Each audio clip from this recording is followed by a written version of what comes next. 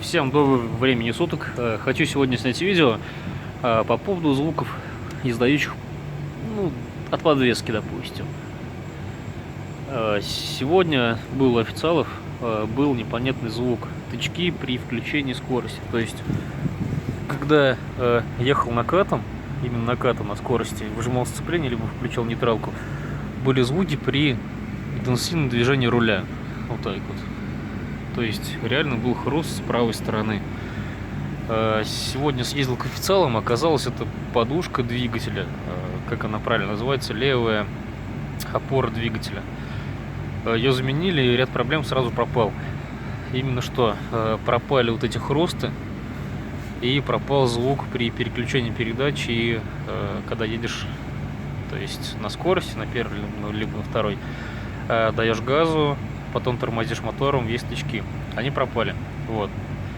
И когда уже приехал домой, от официалов ехал домой примерно около 100 километров, заехал во дворы и поехал по ухабам. То есть, ну, по некоторым таким ухабам, по снежным. И услышал какой-то непонятный стук справа. Реально такой был стук, такой глухой стук. Честно испугался. Хотел уже звонить официалам и ехать обратно на следующий день. Вот, казалось бы, что это было? Сейчас я покажу, что это было.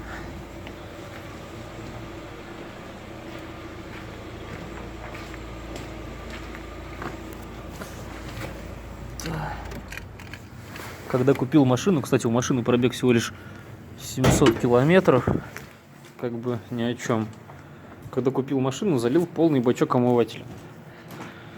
Залил незамерзайку, полный бачок. Сейчас откроем капот.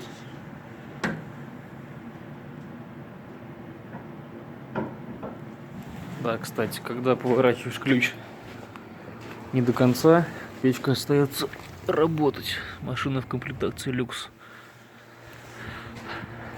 Вот. Что было, значит? Здесь у нас имеется бачок омывателя. Вот как сейчас вы видите, он полный. То есть я удалил до максимума. То есть при езде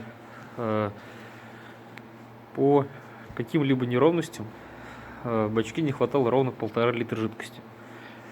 И казалось, что звук шел от подвески. На самом деле это был звук, как мы видим, бачок, он достаточно длинный.